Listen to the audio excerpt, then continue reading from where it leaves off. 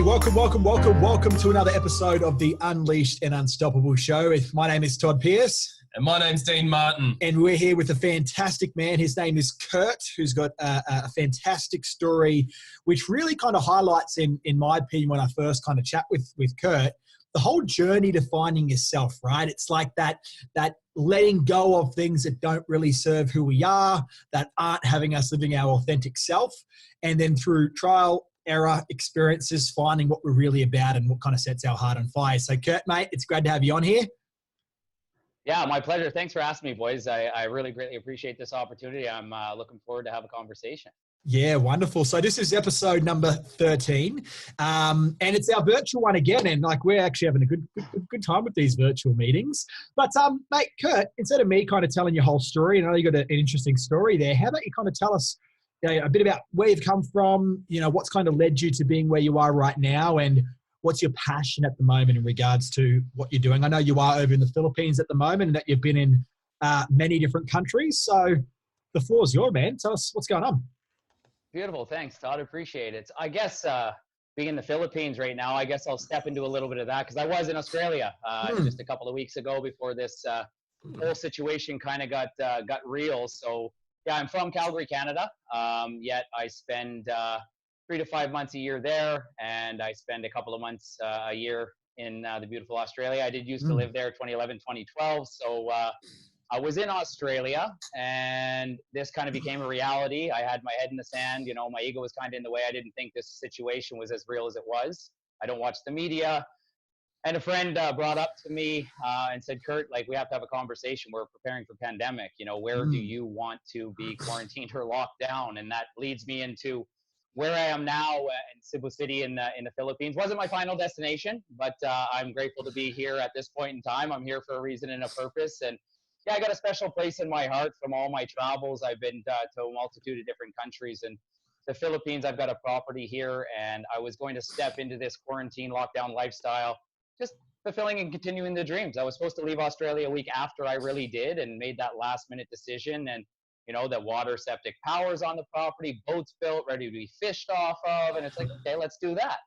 And along the journey, thought I jumped over here in a one day decision, packed all my stuff, and I got here. Said, okay, perfect. Like, I'm going to go to the island. I'm going to be fishing, building my dreams, being of service, and just giving back to that community during these tough times that could potentially arise with us. And yeah, I got here to Cebu, and planes, ports, piers, boats the following day were shut. I didn't have the opportunity and the option to get to my final destination, which, right now I'm extremely grateful for. To be honest, at first it was like, I've been planning this for months. This is like childhood dreams, coming to my reality, and now I can't even get there. And it's like, no, what am I going to create from this? How am I going to gain from this? And what can I control in this situation? And the only control I have is how I reacted to it. And to only sit with that for a very short period of time and look at where I am a couple of weeks later on lockdown, I couldn't be in a better space, position, mentally, emotionally, physically, ever. I'm in the best space of my life. That's actually a really cool point to kind of highlight for anybody that's watching or listening. The ability to be able to do that, right? To dissociate from what you expected to happen and then what you actually got, especially when that thing that you expected to happen does not match what actually happens in real life. Like, if you're not able to dissociate from that outcome, then, like, for example, if you were to not be able to step back and go, okay, what can I make from this? What can I get from this? What can I create from this? Like, you wouldn't be feeling this good right now, would you? Todd, I would imagine I would have drifted into some old ways. I've had that thought arise a couple of times and become present to just, it's almost like I've prepared for this unintentionally for the 35 years I've been alive. So how would you kind of, if I know we're getting into the house stuff pretty early here, but I think like, so for you, like, how do you kind of step back? How do you step back from that outcome that you wanted and ground yourself to actually, decide, what, I'm going to create something from this. I'm going to appreciate this. Like, how is that process for you? How do you do that?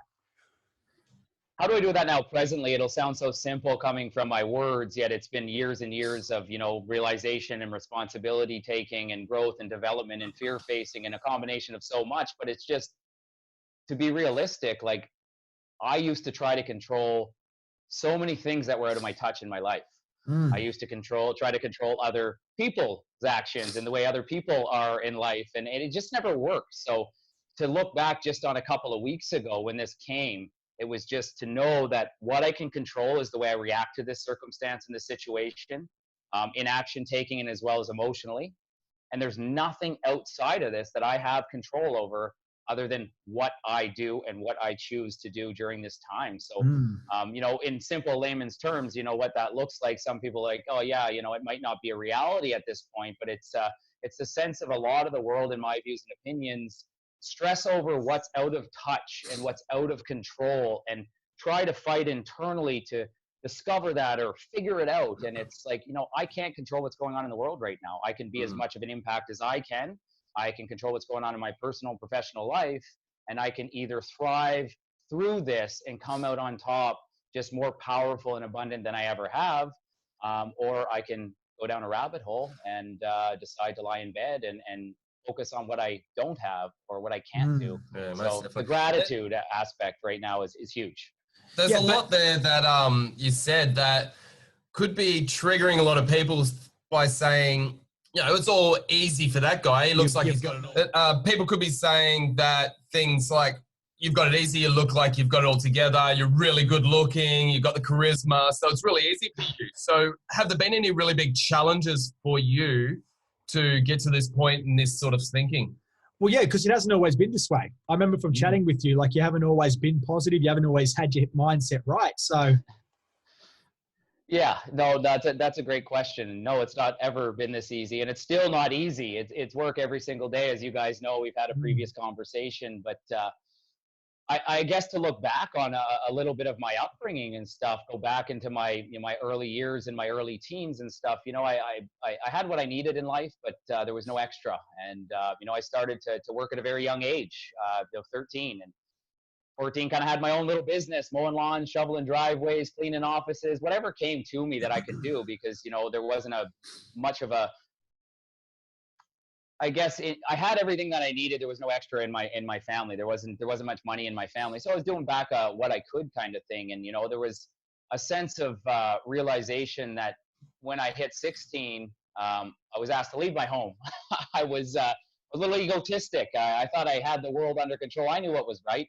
You know, I know everything, kind of thing. And that led on to quite a few years of my life. And a lot of us, sit in that space. So when I had to become really independent on my own, and I realized, I'm so grateful for that position, that everything has never been handed to me. And life was not easy throughout the journey and the process. And to be able to step into this space, there's been a significant amount of struggle. There's been a lot of unknown. I mean, I walked around this earth, I would say, for well over 10 or 15 years, unworthy, not knowing who I was, terrified of judgment and, the fear, the societal impact that has on so many of us as human beings, that, we have to be somebody else to fit in, to put a mask on and step in a position. And that's something that's really clear to me now.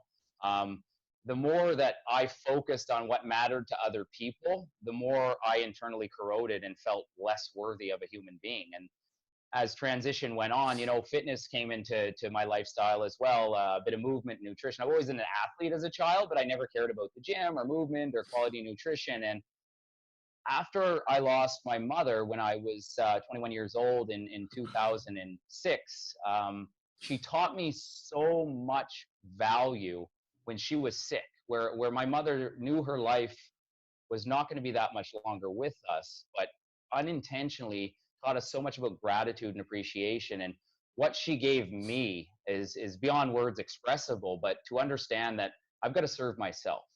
Kurt, follow your passions and your dreams. And, this is just a few days before she decided to let go. And she smiled, guys, until the day, her last breath. She had so much acceptance and was so strong and powerful for us all during that time, that I always go back to my gratitude for my mom and what she taught me. And I'll tell you, it didn't happen the night after. It didn't happen the week or the year after, to step into what she was sharing with me about passion, fulfillment, and being authentic and self-care and that side of stuff. So when I started to serve myself a little bit more, I started to notice, I started my fitness journey. I don't know about you guys, but I wanted abs, and and impress the ladies. And, I thought it was a big deal to have a good physique. That was my intention from the beginning. And Yep. I'll tell you, it didn't make me happy. It didn't at all. I got some compliments, a little ego boost here and there, but I realized more and more, the most important muscle in the body is realistically up here. This provides everything that we have the capacity to. It's kind of like expecting to buy the Lamborghini and to be happy. Yes. No, absolutely. And that's a view of success for most people that don't discover internally. And I never used to as well. You can look at these materials or this outside impact or appeal, but when you really dig a little bit deeper down to who you are and what's available in life. And I'm not sure if you guys have heard this, but a beautiful philosopher by the name of Cooley, I like to repeat this sometimes, it came present to me, but I was in this space in my life so much where he says, I'm not what I think I am. I'm not what you think I am. I am what I think you think I am. And when I first heard that, I was like, holy shit, really? Wow. Yeah, I've been trying to be somebody else my entire life. I've been trying to be him or her or them or this or that, or create success from material or appearance, but it was realistically within. And to be in the space that I'm in now had a significant amount of ups and downs and struggles and, whatever that looked like. But for me to see where I am today, it didn't. And as you guys know, it didn't happen overnight. There's a lot of unfortunate circumstances. I suffered with anxiety for over 20 years, So with that, I love that quote, right? Because basically what that quote kind of says is that we live up to other people's expectations. So because obviously this is at the journey to finding yourself. Yeah. So how did that kind of hold you back through the years, like living up to other people's expectations or ideas of success or good looks or of health? Like how did that kind of hinder you on this journey to where you are now, which only kind of feels to me like you're pretty at peace with who you are, where you're at, and where you want to go? How did it hinder me? Struggling and suffering, I guess, if you want to define it as mental illness, it could be, a lot of people are in the space of depression and anxiety, and especially during these times. And the hindrance that had on me was I had to pretend. I had to pretend every single day of my life I was okay. I thought I did anyways. And, I'd lose sleep at night. I tried to solve the world's problems before I went to bed. And in a certain public social setting or professional setting, it's like, oh yeah, Kurt's happy, fit, he does some traveling, he's healthy, everything's good. But no, it wasn't. So the hindrance was that I was just lacking so much self-expression. And that's what happens when you try to be something you're not, right? And you try to live up to other people's standards. Oh, bro, it's just so painful. And, don't realize it until you start to, share a little bit more. And I realized like the only way to get through this is to serve myself a little bit more, to express and share a little bit more. And man, is it hard as a male in this society, Australia, Canada, UK, Western civilization, like to share an emotion that may look feminine or look down upon, or you're, I'm not going to throw the bombs out there as some of the words, it's scary. It is. And a lot of people are held back so much. And that leads into the sense of, the question that you asked, was it a hindrance? It hindered me every single waking moment of every single day, but I didn't know.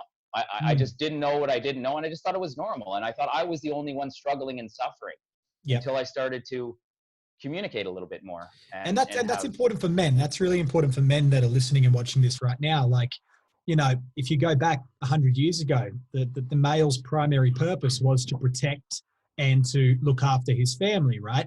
And like, as we've evolved and as we've become less barbaric, I guess you could say, we're not worrying about the enemy coming in and raping and pillaging and destroy the village. It's like, it's done a lot of things, right? Like if you go back to the 60s and 70s, we had a revolution for women. We had this shift, right, where one aspect of it would definitely had to have been, I'd assume, the fact that birth control occurred, and that made it much more easy for women to now not be held down by their biological tendencies. But on top of that, you also had the women's rights movement, right? That said, well, why can't a woman also go out and work and earn and build things that they love? Why do they have to just stay in the room? And we had that revolution occur in the 60s and the 70s, right? But what we didn't have is we didn't have a release from the shackles of always having to be the rock for the family, the one that had to bear the weight and the burden of the world, because that's kind of like the archetype that the man takes on, right? Like as a man, it's our responsibility to bear that big, heavy load and to not show the cracks and to be that strength for people around us.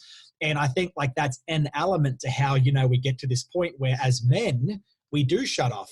And it's like, well, it's so scary to share how I'm feeling because like I'm supposed to. And even if we never were outright told that we are supposed to be the rock, we are supposed to be the one that shoulders all the burden, we kind of get conditioned to that, right? Like we get socially conditioned by movies, by what people say. And like it shits me to tears because there's a massive double standard out there where like, you know, fuck, I'll be careful not to go down too much of a rabbit hole in this, but like there's a massive double standard where like they go, oh, you men should stop with your toxic masculinity, right? You should stop being strong, stop being masculine. And at the exact same time, when the shit hits the fan, what do they expect us to do?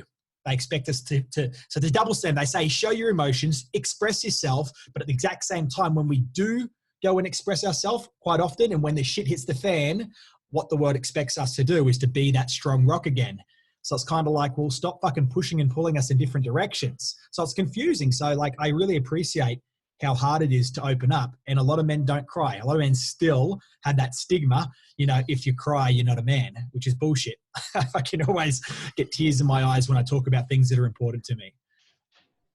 Absolutely, Todd. Like what you said about the bullshit about the crying. Like, you know, I've been in conversation for the last little while, and I've cried many times on the phone the last few days of gratitude and appreciation, and just to express that so naturally. And yeah, the definition of an alpha male, you know, big, huge muscles and barbaric and hold the rock and the weights on the shoulder through tough times, or is it somebody that is empowering and supportive and self-expressed and emotional and Correct. can be there in any, you know, courageous state that, you know, can take things on, yet can also share what's happening from within. As, you know, females are more emotionally adaptable, or it's okay to be in that feminine potential state. But in reality, what is an alpha male? Some people's definitions are different, but I know myself and my personal opinions and views, you know, it's all areas of that self-expression, that authentic self. Emotion is there. We're humans. We're all wired very similarly. So to hold that in, it just shows like what's going on in mental illness, the suicide rate, and people taking their lives on such a regular basis. It's 8 people a day in Australia statistically. 6 of them, 75%, are males. And what is it? It's what you said. It's that past, previous views and experience embedded into us, not knowing. No one's ever said in your ear, you got to be tough, you can't express your emotions. But it's that it's just around outside appeal. It's surrounding. It's media, it's movies, it's advertisements, it's conversation, it's views, outlooks, judgment, whatever it may be. And it's just been embedded unintentionally into the males out there. And a prime example, Todd, would be, you know, Robin Williams. And I've brought this up with a few people. You know, there's many beautiful, beautiful people that have taken their lives too early. But this man put more smiles and laughter and joy into human beings around the globe than most people ever could combine. But he was unhappy inside. He had it all. If he wanted helicopters and private islands and Lamborghinis and mansions and women, it didn't matter. Like, you know, he could have whatever he wanted in the materialistic view and whatever success looks like to many, but he was corroding. He wasn't sharing truly what was going on in life, and it led to that extent because the mask was on him on such a regular basis because he had to be that character to be with and serve for those. You know, I'm not who I think I am. You know, he wasn't truly clear on that, obviously, and I don't know the in-depth story, but from there, you know, with a man like that, for people to see that as success, but define success to you as an individual. Success to me is happiness, health, self-expression, community, you know, like just being you, being the real, true, divine you, and being able to share that with people around you that can empower and support you to be your best version. And you can share that back with them. And when nothing's held back in conversation, it's brought to the table, discussed, created, and moved on from there of what it looks like. So that, to me, success is pure happiness. It's not millions and billions of dollars and items and materials. And it's just shown so regularly around the Hollywood look and appeal that people regularly are taking their own lives, and people think that they're in a perfect position and they thrive to go towards that and want to be that person. But no material, in my view and opinion, or no special mansion, house, Ferrari, helicopter will ever find internal true happiness more than self-expression and finding out your purpose and who you truly are, and that you are enough and you Yeah. do have what it takes, and people do love you. And it scares me. It gets me emotional when I talk about that kind of stuff, because there's so many beautiful people that do take their lives on this earth that it's just so not necessary. And where does it start? It starts with a conversation. The most That takes, fucking difficult part. it takes courage.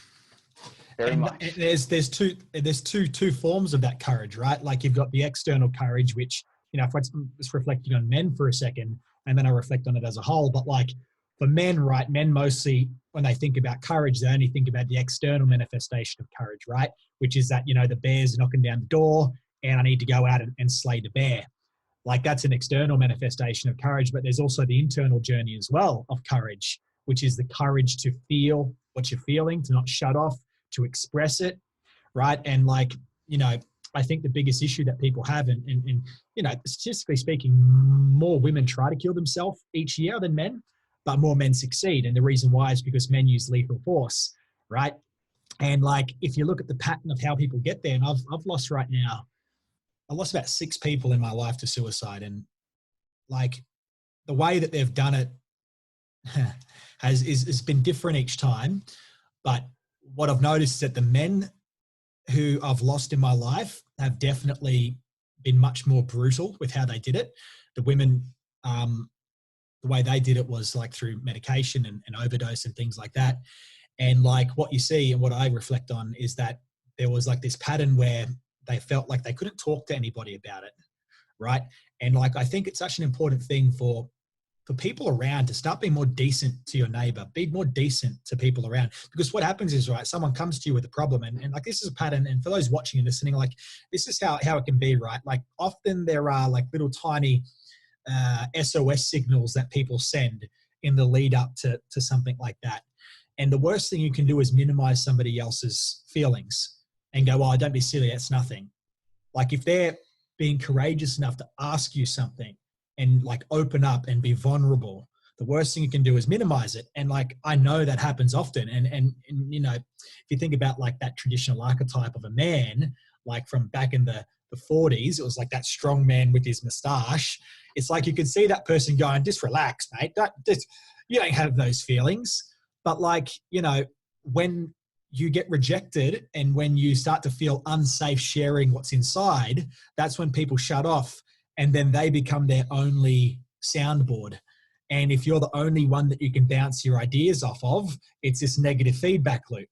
And like, that's how people get down that point where it's just so negative, it's so negative, it's so negative. And you're chucking this ball against a wall, it's bouncing back and it's getting bigger and bigger and bigger to the point where they try and kill themselves or they successfully kill themselves.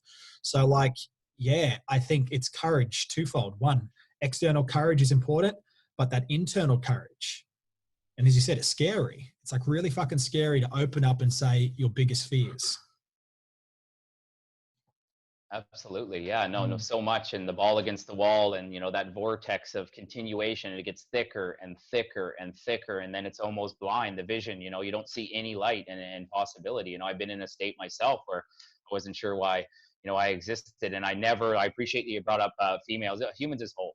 Humans is whole. Women are just such superheroes of human beings, and to be able to express themselves and give birth and, you know, be moms and, you know, all that kind of, I'm not taking away from that at all. It's the sense of like, us as males in most circumstances and cases to express that and get in that courageous state. You know, the first step to have that conversation of why you're scared or why you're hurt or what's going on, that the realization, and I'm sure you've experienced it as well, is the other person's probably going through something very, very similar. And we all feel that we're alone. I know I used to feel alone in these situations. And why me? Why is she happy? He's happy. Are they happy? And I'm just rotting on the inside and I can't even sleep at night because I'm just so scared. Scared of what? I don't know what I was scared. I was scared of everything. You know, I just couldn't express who I really was because I didn't want to get judged or look bad. And, you know, that societal impact as well, that just impacts us so much. And to step into that and know like that anybody is watching right now, that I promise you, you're not alone. It's okay to be going through what you're going through. You're a human being. This is one of the most unique circumstances and situations that us as a whole, humanity, have ever been through. And my biggest fear right now, I'm not worried about myself or my life or my health at all. I feel great, but I am concerned about what's going to happen to other people through mental and psychological issues right now. Mm-hmm. especially Sounds people like that were suffering sounds like you've had before. a lot going on. And I always say when people get in that negative loop, it's like putting blinkers on, and that's all they can see is a tube of negativity. And it's hard to see that light of positivity or anything different shining in. So what are the triggers for you that, shone bright lights for you to know that, all right, fuck, I've hit rock bottom. It's time to get out. And what are the steps that you took? Yeah, yeah, absolutely. And it was only a couple of years ago, boys, the rock bottom, and I hit that before I became my true self, I'll promise you. And I never thought I'd ever get out of it. It was, yeah, it was a unique experience, something I've never experienced, and it comes in threes sometimes. So it did come in three. I got, I get ripped off quite a significant amount of money. 20 grand just popped, never get back out of my bank account. I had a hole in my foot.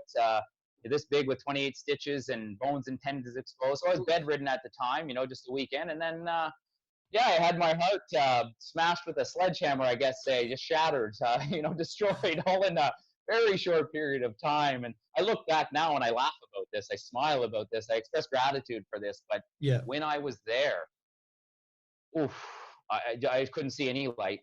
Nothing in my life appealed to me that used to light me up or excite me. I mean, I didn't want to be social around people. I was embarrassed. I was ashamed. I was unworthy. The list just goes on and on and on. And I was creating that, and I know that now. But I couldn't even sleep at night. 2 to 3 months straight with 2 to 3 hours of sleep, maybe, and it was broken. And I was just withering away and wondered, like, why am I existing? I have no purpose. I have no worth at all. Why me? And it just got deeper and deeper, and I created more and more for myself unintentionally. Just wasn't aware of it. And I was always a guy that someone would come up to when I was 15, 16, 18, 25, it didn't matter, and ask me for advice. And I could give that advice from my views and opinions, what may better them. And I worked with a ton of people before this in their health, their well-being, their mindset. And then I got hit so hard at once. I had no idea how to cope with this myself because of what was going on in my mind. And all that hit me at one time. And I Googled it. I was clinically depressed. Okay. But I did go see someone to have a conversation with. And I sat down and I said, Doc, this is what's happening. So he did a little bit of an assessment and he said, yeah, you're in clinical depression. This is going to take 20 to 25 sessions. We'll get through this and whatnot. And I kind of looked, and 20 to 25 sessions, like, to get through this, like, really, what do I think I'm going to do? We talked about a bit of homework, and the homework was exactly what I knew I had to do, but I didn't have the power for some reason to take action on that. So a lot of people, we can think, know, hear, understand, agree with something, but until we actually do and be, it's a very different thing. So I left that appointment. It was an hour. And I thought about it. It's like, this man can't fix me. This man can't help me. It's only me that can do this. What do I have to do, and who do I have to be to create this? So it took some time. It was another 2 to 3 weeks from there. I returned back to Canada, and I started to serve myself again. I started to move my body. I started to put some better nutrition, and getting out of bed just to do that, lifting a weight or doing a movement. It was just like, oh, this is disgusting and terrible. But I knew I had to serve myself with what was important to me and made me feel so great prior to the situation. So stepping from there in that state of thick depression and not knowing if I was even going to continue my life, when I started to serve me, things changed. I had a breakthrough very shortly after, within the first 3 weeks, that, wow, I have control of my emotions. I really can control if I smile, if I'm happy, or if I'm sad, or what works, and the reactive measures in this sense. Why did I let myself sit there for that long? And I didn't choose to, if I could have lasted a week, I mean, I don't know how long that's going to last and that kind of thing. But my rock bottom hit me so hard that I never knew I could exist. And once I started to share more with people about what's really going on, how I was really, truly feeling. Yeah, I shared with a therapist, but I shared with a couple of friends that were supportive and loving and kind and caring, and said they went through some of that stuff too. And then starting step by step to serve myself a little bit more, abundance started to be created just naturally. I started to feel more vibrant. I started to sleep. I wasn't as stressed. I looked in the mirror and I saw myself for the first time. I said, it's getting emotional there. It was the first time that I saw myself really ever, like who I really am. And it was fucking beautiful. It was amazing. Like, my worth started to be created. And without conversation, without self-expression and emotion, and in that essence, during that time, I may not even be here today talking to you guys. I am so grateful every day. That 20 grand, I'd pay 100, 200, 300, $500,000 to go through what I went through to be where I am today. Like, I tell you that it's one of the most beautiful situations that ever happened to me in my life. But from that transition, that we all have emotion, men, women, it doesn't matter, humanity as a whole. And when I started to share myself more, serve myself more, and realize, and it was just such a light that shone for me that people that go through this don't have to. I started to talk to more people about it as well and just express myself. And I'll tell you, once you start to be authentic, and you self-express yourself, it's fucking impossible to lie. You can't not share your emotions and your feelings. You put everything on the table with people, and that attracts like as well. So the conversations, the attraction between us, like, we've never physically met. We've had a conversation a week ago, and the power I see within you guys as well, and what you're out accomplishing in this world, it lights me up. It truly, truly does. And it emotionally impacts me, and the lives that you guys have impacted, and directly and indirectly, this ripple effect that's happening throughout the process and the work and the stuff that you guys do too. And it's just, it's amazing space to be in, to be able to share, to know that I am enough. I have a beautiful life, and it's been created from all the shit that I've went through, from all the bad times, the worst circumstances in life. Outside of that one, I look back, wow, that was awesome. Fuck, that was great. That was one of the best things that ever happened to me. All the hard times that I just never knew why me, that everyone goes through that. And when you look back and you can pull the good, and what did I learn from that? What I said from this circumstance that I got shut down, it's not life threatening, but it's like, what can I gain from this? How can I grow from this? And it's been a whole life journey through the process of ups and downs. And I mean, that's this much of it, right, guys? But that rock bottom truly, truly allowed me to find who I am. What is my purpose?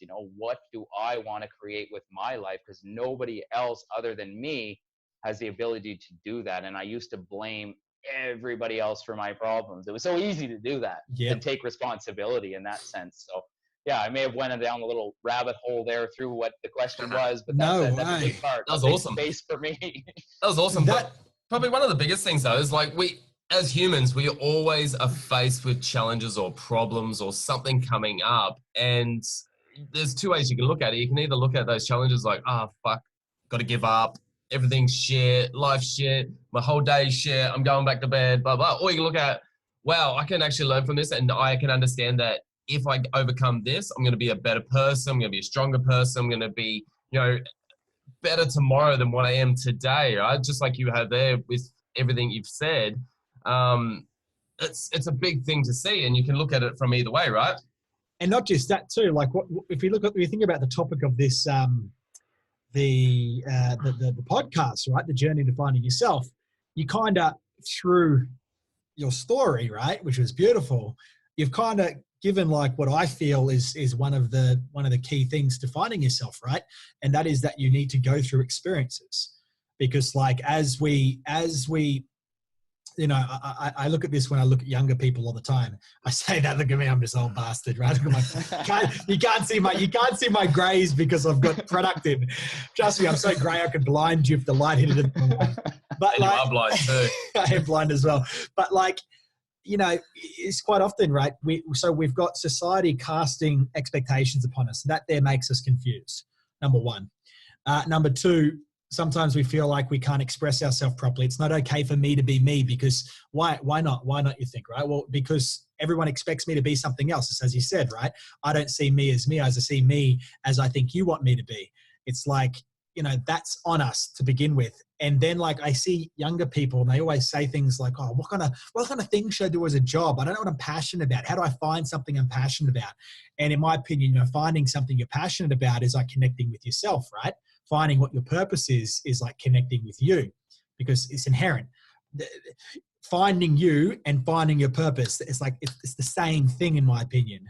But once again, whenever I teach people how to find their purpose or passion, I go, well, if you're trying to find out what you're passionate about, you're going about it the wrong way, because you have to do things, find out what you like, then it's like, if you look at it, right? Find something you like, do it, obsess about it, then you become good at it, and then you realize that you've got a passion. But you can't start with the passion out here. it's like you only realize who you are and what you're about and what's real to you through going through the goods, the bads, the ups, the downs, and quite often, right, when you get that spiritual enlightenment, which is what you're talking about right now, it's like this enlightenment, this heightened sense of self comes from when you hit that rock bottom. And instead of letting it break you, instead of letting yourself see that this is, instead of letting yourself see this is the end, you shift that around and go, well, fuck, who am I really? Like, what's this really about? As you said, starting to serve yourself. And it's so funny, I resonate with that so much, because when I got out of prison for me when I was 18, that was like a big rock bottom for me. And like, I've only ever tried to kill myself once. It was when I was in prison. The reason why I couldn't was because I couldn't. There's nothing there, I couldn't do it. I couldn't attach the sheet to anything around me because everything was like sealed properly. And like, it just wouldn't work. And like, that was my rock bottom, because I felt terribly done wrong by people that I thought I could trust. And like, that hurt. I couldn't speak to anybody. And like, it was when I got out of prison, right, that I started to serve me, as you just said.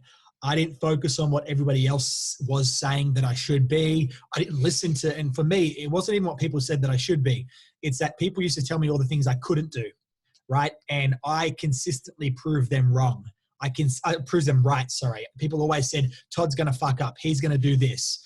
And like, that was my expectations that I was living up to. And like, I just go, fuck, I'm sick of proving all these people right. Like, who the fuck am I? And the way that I found it, just like you, I started to serve me. I started to focus on my body first. I took that one bit of control in the start. And then from that, I'm like, well, who am I really? Who am I really? And then it was that trial and error. I went and tried different forms of work. I worked in factories. I worked on trucks. I became a PT, got into business, did sales, killed chickens. I didn't kill chickens. The chickens were already dead. I took the bones out. I boned chickens. I didn't bone the chickens, but I removed the chicken bone, and it was called a boning line. Get your mind out of the gutter, guys.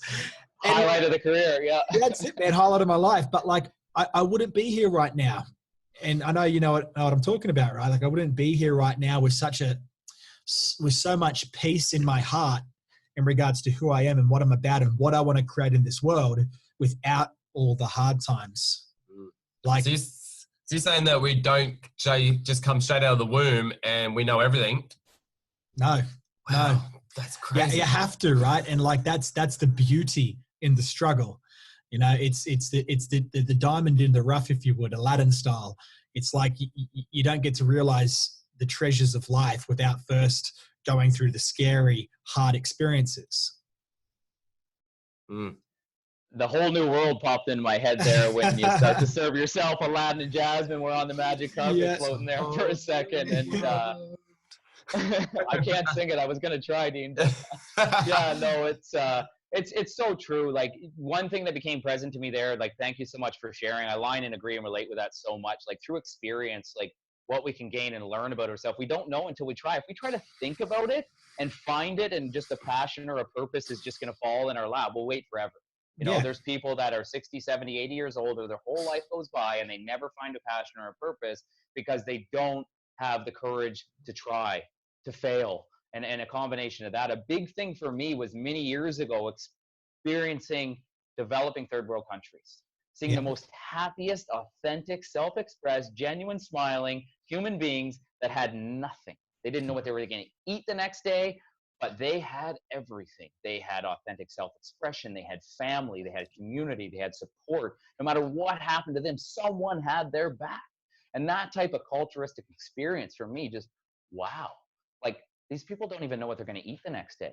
They don't even have a roof over their head or floor on the ground. They're sleeping on the dirt, and they're still happy. And guess what? They would give me the last bite of rice they had, or the only piece of rag they had to put over me if I was cold. And it's like, whoa, pump your brakes, look back. Like, I reflected on my life and how much I took advantage of every single day of my life. And it allowed me to really appreciate why I do spend, a part of my year in a developing country, is because it really recenters me as well. And I get to expose and learn so much more about myself. And that brought to the sense of your conversation of business or marketing or rich or fame or fortune. And no, like, you can be the most intelligent marketing strategist in the world, business degrees out the ass, you know, go to school post-secondary for 27 years and not know within who you are. The development, I believe, as an entrepreneur, a business owner, comes from within. It comes from personal growth and self-development and, you know, acceptance and belief and courageous states where you're pushing through that resistance. That could have stopped you, you know, at 18 years old. It's like, you know, I'm done. I don't want to be here anymore. And, you know, it could have stopped me as well, or whomever else in this world that's experienced this. But what have they gained from that? It is those tough times and those life experiences that fully develop, and finding your purpose is not a certain career path or education or job title. It's within, and it just naturally starts to expose itself the more emotionally connected we are, more community and essence of empowerment. Like you said, God, you can't fucking do that. You're going to fail. And you did. You know, what if someone's cheerleading on your back and like, yeah, bro, I got your back. You need anything? You give me a call. I'll help in any way, shape, or form that I can. And when that starts to step into communal instead of competitive, which most of Western society or developed countries are, it's a competition. Me against you, you against him, him against her. Like combining that to my developing countries experience, why I escaped over here was not solely the fishing and the island and the beauty of my dreams. Okay, I'm on quarantine, but look at this. You know, I'm just fulfilling. It was the sense of, I knew from the community culture and the family orientated culture that they have here that it would be more peaceful. I have felt no fear. I have felt no aggression, no pushing. Grocery stores got more fucking toilet paper than you'd know what to do with. Canned goods are everywhere. The markets are full of abundance. And yes, guys, it's eerie in certain places. It's a little weird. It's so quiet. I don't really leave the complex, you know, but when I'm out there, I don't feel any sense of selfishness. I don't feel any sense of greed. I don't feel that crazy fear mongering that's going on with this boogeyman of a coronavirus that's happening around. It's a real deal, you know, like a lot of shit's going on. But if I'm not bringing that in from, you know, the empath that I am and feeling that, I'm in a better space too. So making the choice to be here, some people think I'm fucking crazy, you know, and that's okay. You're in a developing country, hospitals, what about healthcare? And, you know, to be honest with you right now, I would way rather be here than even in my home country, because I know what's going on. I know the energy involved and everything. And I'm so at peace here because I feel that sense of community and the energies aren't coming directly towards me in a negative way. So for me, it's the right choice. I came present to it 2 days ago. Like, wow, you had the powerful choice decision making in your mind. And if I didn't have that ability to do, I used to always second guess and doubt myself in every circumstance that I did, even with toothpaste I would buy to brush my teeth, or the decision, or the girl I would talk to, you know, everything was a doubt. And just make that powerful decision. Yes, this is what I'm doing. It's my choice.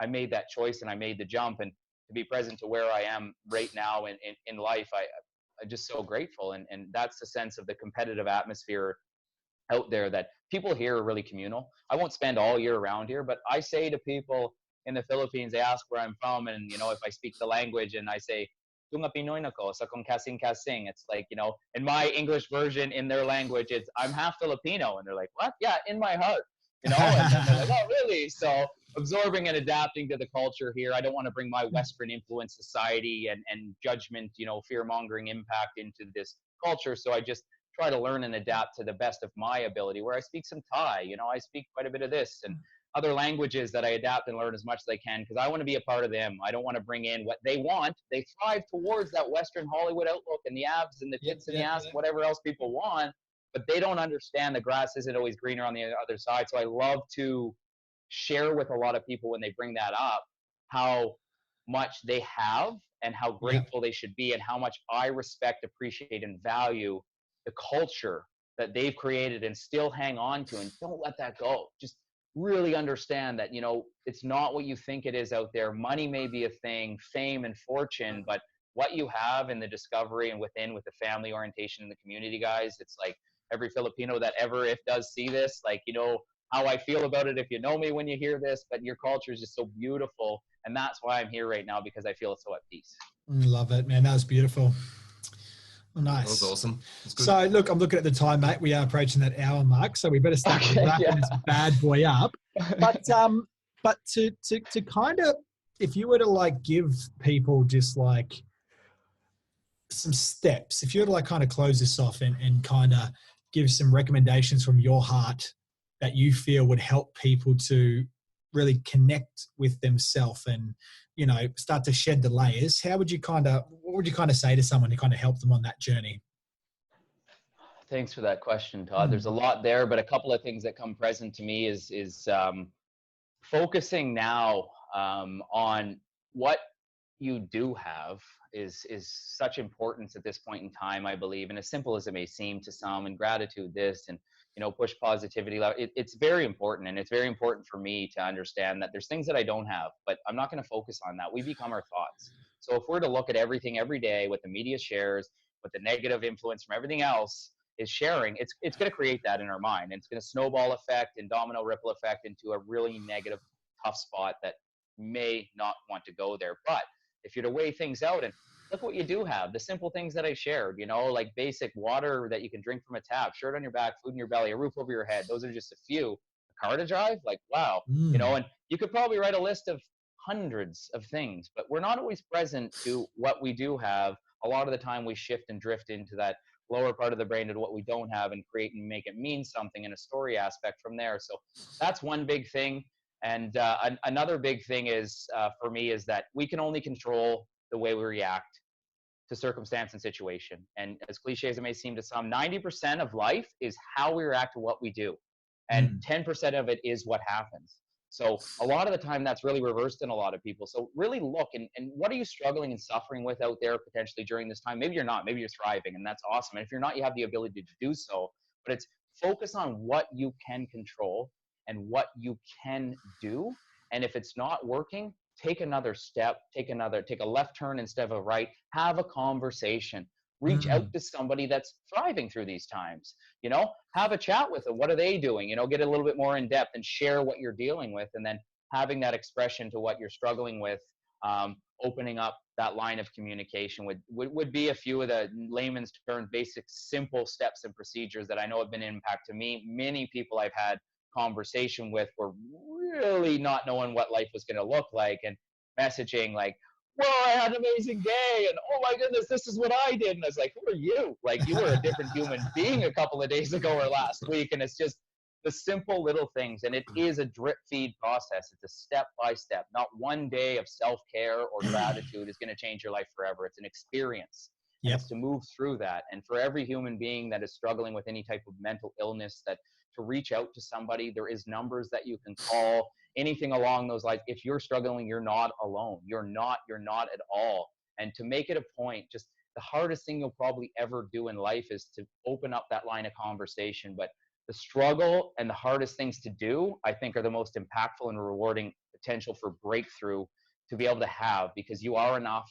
You are worthy. You have what it takes to lead and live a fulfilled, intentional, successful, happy life.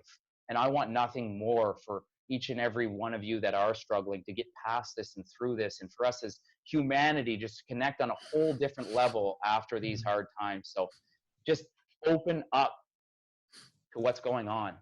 And that's just a message I'd like to put out there. I could go on for another long time, but I'm going to stop there and shut it down at the hour mark. So. It makes me smile because you're just speaking from the heart, bro. It's so nice. Like, when you chat with people and they're kind of just all in their head, it's like, it's nice to have a conversation that really comes from the head and the heart, but also from the heart as well.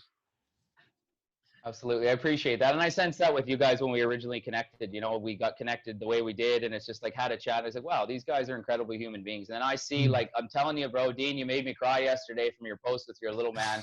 Like what you put there, man, it's coming up now.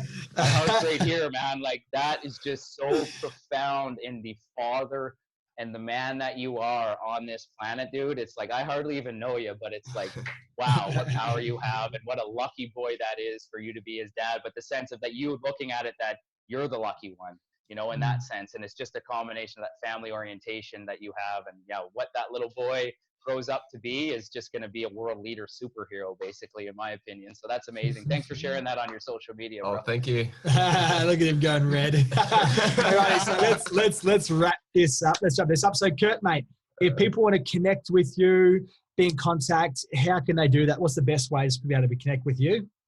The easiest way right now, guys, is just my name on Facebook, Instagram, or LinkedIn. I shut my website down a while ago. I don't have right now the capacity to go into that anymore. Things are very, very, very busy. I've got a beautiful team, but yeah.